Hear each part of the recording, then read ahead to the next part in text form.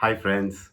I'm Vishal Shah, co founder, CEO, and business coach at Embark Business Coaching. So, today I'm going to share a short story with all of you.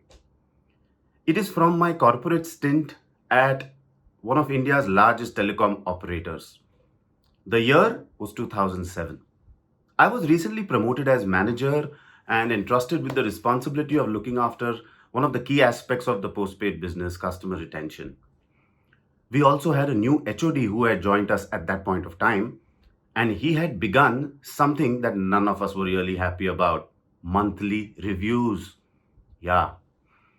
And during one of those monthly reviews, he happened to ask me a question: Vishal, can you tell me the count of customers who have been with us for more than 1 year that we would have lost? And I responded immediately saying, not too many, sir.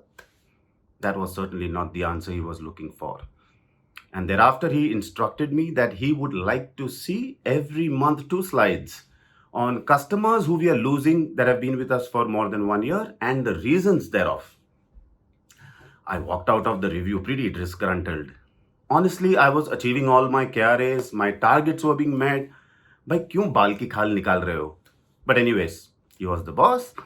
So I came back, I spoke to my team, and we created some reports and some formats to start capturing this information about how many customers more than 12 months were leaving us, and we started reporting it in the monthly reviews. 3 months after this exercise started, and during one such monthly review, when I reached that slide where I was showcasing the performance of how many customers were leaving us more than 12 months, the HOD smiled and he asked me, So, Vishal, what would you like to share about the performance of these customers more than 12 months? Oh man, was I waiting for this question or what? With all the pride that I could gather at my disposal and my swag, I responded to him, Sir, this number we have brought down in the last 3 months by 30%, and we did this and we did that, and blah, blah, blah, blah. I went on, and finally, when I finished, he was still smiling at me. And he asked me just one question: Vishal, do you really know why this number has actually come down? I was surprised and taken aback. And I asked him, Why, sir? You know what he said? He said, the reason that number has come down is because you started monitoring it. Because what doesn't get monitored doesn't get delivered. After that review, as I walked back to my workstation that day, I realized the gravity and the reality of what that man had said. I went back and thought about all the actions that me and my team had taken. But the fact remained that the trigger to all those actions that we took to save all those customers from leaving our network was because of the fact that the HOD had asked us to report those numbers. And because we were supposed to report those numbers, we started monitoring those numbers. And once we started monitoring those numbers, we started delivering results. This was a lesson that I have never forgotten for the rest of my career till date. I have utilized this very key aspect even in my stint as a business coach over the last decade with the business owners that I have worked with. In one of his recent AGMs, Mukesh Ambani had made a statement: data is the new oil.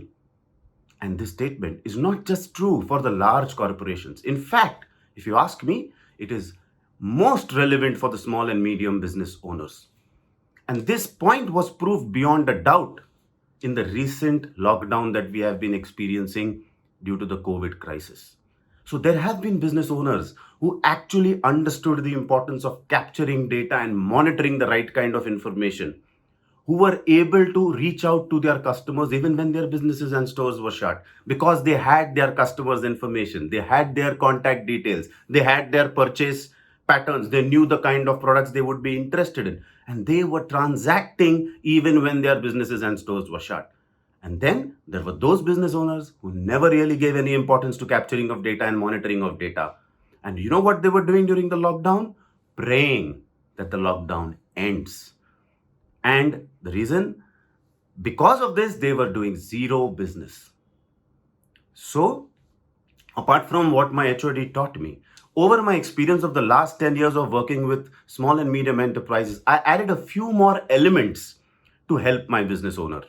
First one, What doesn't get captured does not get analyzed.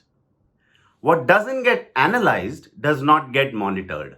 And what does not get monitored does not get delivered. So, my friends, I would today urge you to carefully listen to the 4 steps that I am going to share with you now and implement them in your business if you haven't done it so far. Step number 1, please start capturing all the possible data points that you can for your business, be it customer data, be it product information, be it supplier data. All the data at the minutest level needs to start getting captured. I understand you may feel that, oh, I don't need all this data today, but you are definitely going to need it tomorrow in one form or the other. And please do not capture this data in books and on pen and paper. Not at all. It needs to be captured in an electronic format. Second, whatever data you have captured, now start analyzing that data. Please start looking at that data from different perspectives. What is the frequency of my customer buying? When does this customer buy? What are the kind of products that I am being able to sell fast versus what are the slow moving products? Which are my most reliable suppliers who give me my products at the cheapest possible price? Once you have started analyzing this data, please create monitoring mechanism, reports and dashboards to eventually capture this analysis and other key metrics of your business for yourself and for your teams. And once you have these monitoring mechanisms, these analysis in front of you, please take all your business decisions based on this data. You have to move to a data-driven business decision-making process. So if you think any of this has made any sense to you, and if you would want to actually understand how you can implement these 4 steps in your business, feel free to reach out to me at the email address that is mentioned below. I'd be happy to connect and engage with you and answer any questions that you have. So what are you waiting for? Please go start capturing data, analyzing data, and monitoring it, because what doesn't get monitored doesn't get delivered. Thank you.